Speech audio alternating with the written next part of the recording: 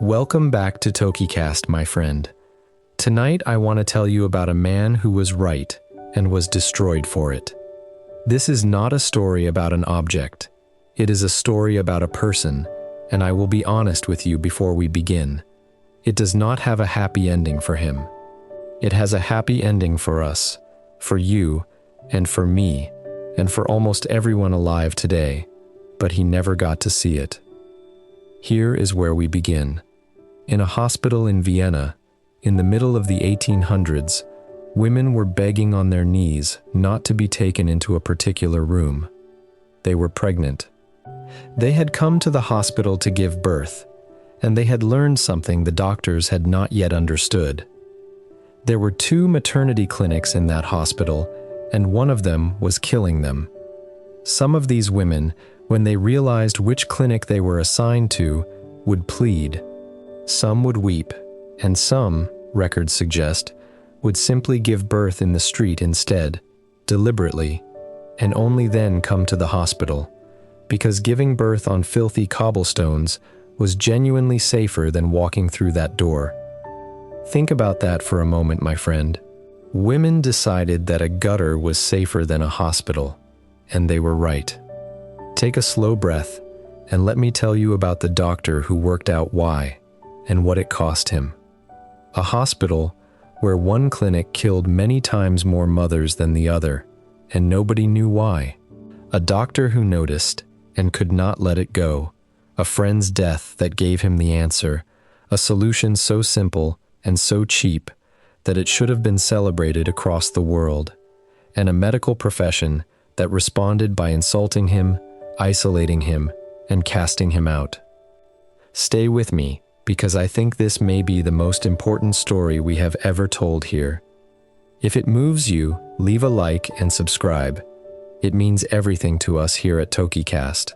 His name was Ignaz Semmelweis. He was Hungarian, and in the 1840s he was working in the maternity department of the Vienna General Hospital, one of the great hospitals of Europe. The department was divided into 2 clinics, and women were admitted to them on alternating days, essentially at random. It was, without anyone intending it, an experiment. In the first clinic, mothers were treated by doctors and medical students. In the second, they were treated by midwives, and there was a terrible difference between them. Women in the first clinic were dying of something called childbed fever, an infection that struck shortly after giving birth, at a rate that is genuinely difficult to read about. In some periods, roughly 1 in 10 died. In some months it was far worse. In the second clinic, staffed by midwives, the death rate was a small fraction of that. Now here is what haunts me about this. The women knew. Ordinary women with no medical training had worked out the pattern simply by talking to one another, long before the profession admitted it. Word traveled through the city. Everybody knew which clinic was the dangerous one. And the doctors? The doctors had explanations. Bad air, an imbalance in the body, overcrowding, the emotional state of the mothers, even, in one theory, the fright caused by a priest walking through the ward, ringing a bell for the dying.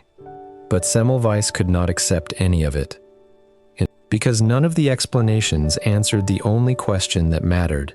If it is bad air, why does the bad air only kill in one clinic and not the other, in the same building, breathing the same air? So he began, methodically, to eliminate possibilities. He examined the differences, position of the beds, the way women lay during delivery, religious practices. He even had the priest change his route so the bell would not be heard. Nothing worked. The mothers kept dying. And then, in 1847, the answer arrived in the most painful way imaginable. A friend and colleague of his, a professor named Jakub Kolečka, was performing an autopsy with students. During the procedure, a student's scalpel accidentally cut him. It was a small wound. Such things happened all the time. Kolečka fell ill and died. And Semmelweis, grieving, read the report of his friend's death, and he froze. Because the illness that killed his friend, the pattern of it, the way it moved through the body, was the same as the illness killing the mothers. His friend had not given birth. His friend was a man. And yet he had died of what looked like childbed fever. The only thing they had in common was contact with a corpse. And in that moment, Semmelweis understood, and I imagine the horror of the realization nearly stopped his heart. The doctors in the first clinic began their mornings in the autopsy room. They dissected the bodies of women who had died the previous day, trying to understand the disease. Then they wiped their hands, walked upstairs, and delivered babies. The midwives in the second clinic did not perform autopsies. They never went near the dead. The doctors were carrying death upstairs on their hands. They were killing the very women they were trying to save, and Semmelweis himself had been doing it too. And I want to give you one more detail because it shows just how clearly the evidence was sitting there in plain sight, if anyone had been willing to look. Semmelweis noticed something about babies too. In the first clinic, where the mothers were dying, the newborns were also dying of a similar infection, and crucially, the pattern matched the mothers exactly. When the mothers in a clinic died in large numbers, so did their babies. When they did not, the babies survived. He also noticed that women who arrived at the hospital after already giving birth on the way, the so-called street births, almost never caught the fever, even though they had delivered in appalling conditions with no medical help at all. Read that again, my friend, because it is the whole story in a single sentence. Giving birth in the street, alone, in the dirt, was safer than being delivered by a trained physician in one of the finest hospitals in Europe. Not because the street was clean, because the doctor's hands were not. And there was one more piece of evidence, and it is the one that should have ended all argument. At one point, the number of medical students in the first clinic was reduced, and their access to the autopsy room changed. And the death rate moved with it. The disease was not following the air, or the building, or the season, or the priest's bell. It was following the hands. He did not have the language we have now. Germ theory did not exist yet. Nobody knew about bacteria causing disease. So he called it cadaverous particles, invisible matter from the dead that clung to the skin and could not simply be wiped away. And he acted immediately. He ordered every doctor and student in his clinic to wash their hands in a solution of chlorinated lime before examining any patient. Not a quick rinse. A proper scrub until the smell of the autopsy room was gone from their skin, and the deaths collapsed.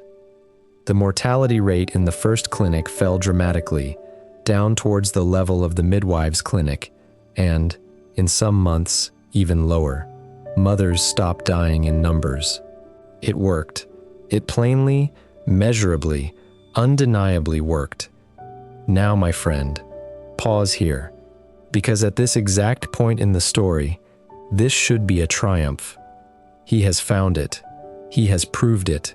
He has a cheap, simple, immediate solution that any hospital in the world could adopt tomorrow.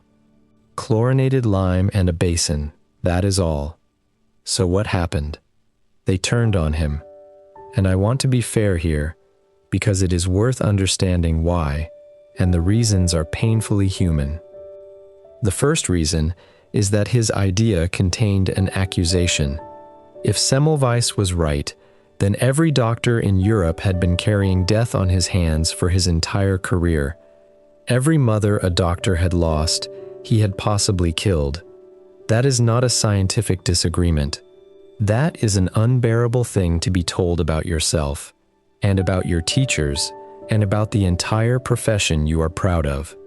The second reason is that doctors of that era were gentlemen, and there was a widespread belief that a gentleman's hands were inherently clean.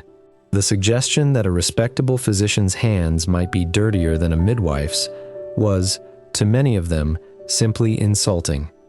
And the third reason is the one that troubles me most, because it is the most reasonable objection of all. Semmelweis could not explain the mechanism. He knew that washing worked.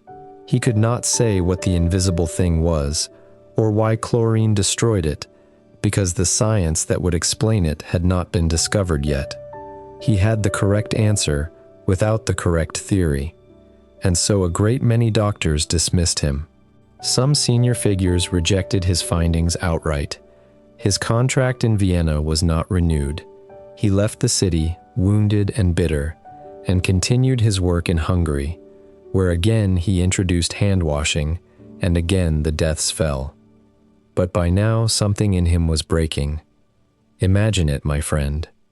Imagine holding the answer in your hands, watching it work, in front of your own eyes, month after month, and watching the rest of the world ignore it, while women continue to die in their thousands.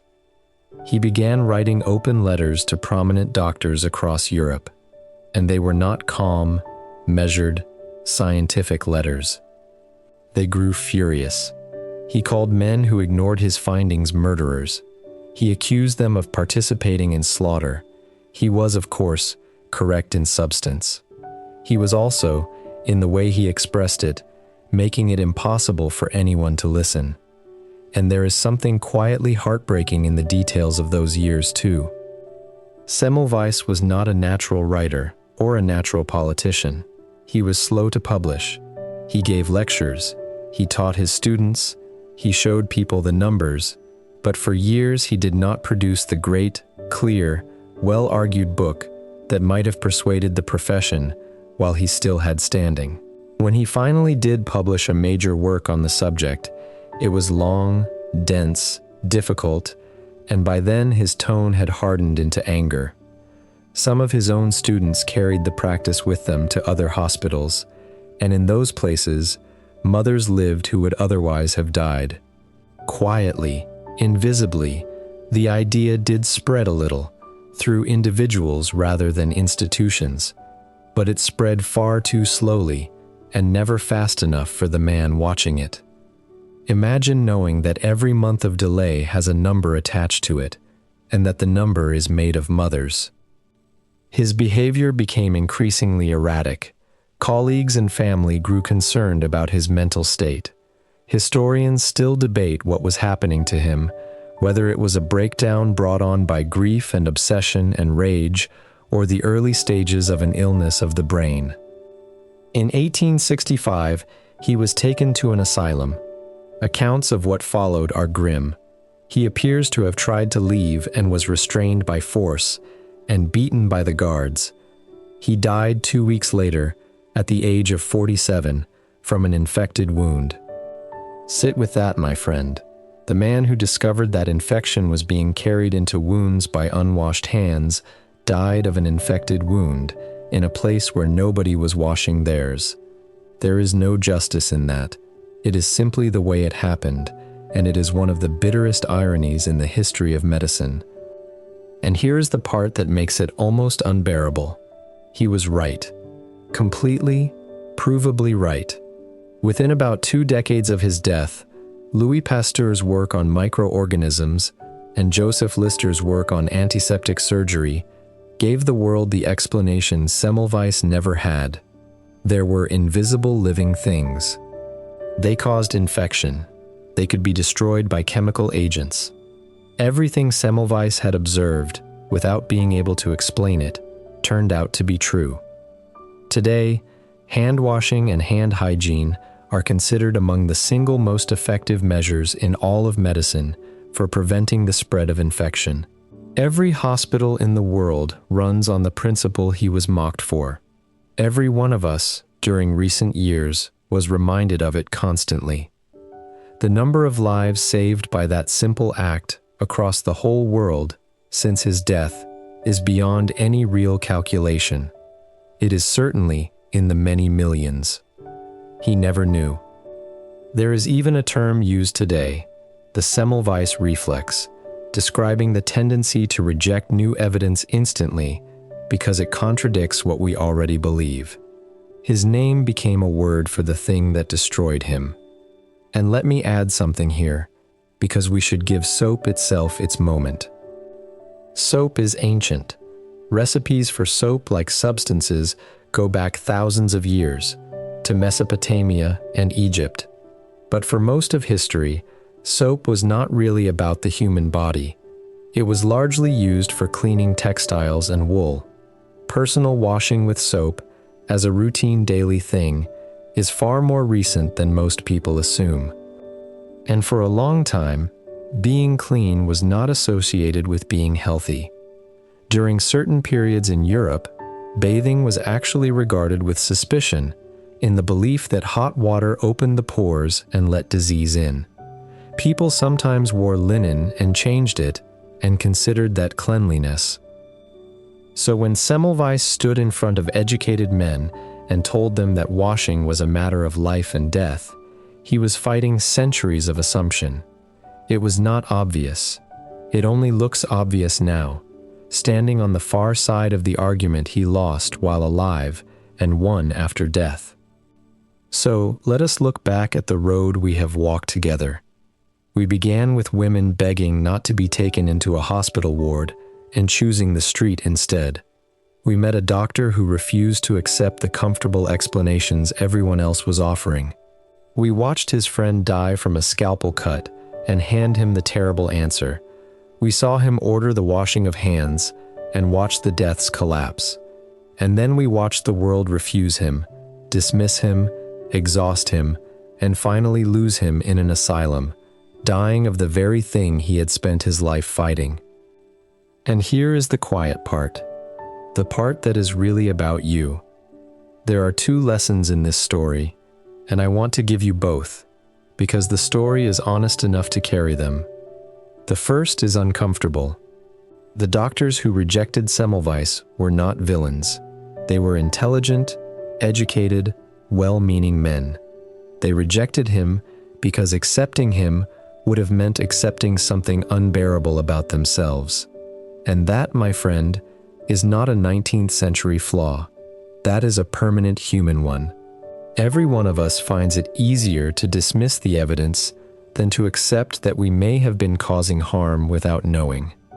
So when something uncomfortable is put in front of you, and you feel that instant, hot urge to reject it, that feeling is worth noticing. That feeling has a name now, and the name is his. The second lesson is gentler, and it is for anyone who has ever felt unheard. Semmelweis died believing he had failed. He had not failed. He was simply early.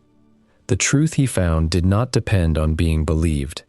It waited, quietly, until the world caught up with it, and then it went on to save more lives than almost any discovery in history. If you are carrying something true that nobody around you is ready to hear, that does not make it less true. Being right too early is one of the loneliest things a person can be. But the timing of recognition and the value of the truth are two entirely different things. He never got his moment, but every single time you wash your hands, you are living inside his answer. Now tell me, which part affected you the most? The women choosing the street over the hospital, the moment he understood what his friend's death meant, or the way it ended for him? Write it in the comments below. I truly want to know. And before you go, a small riddle for our next story. Picture something you did last night, and the night before, and every night of your life. Something so ordinary you have never questioned it. And yet historians now believe that for thousands of years, humans did it in a completely different way, and that the way you do it today was invented surprisingly recently. What could it be? Come back soon, and we will find out together. Until then, take care of yourself, my friend. This has been TokiCast, where the small things quietly change the world. I'll see you soon.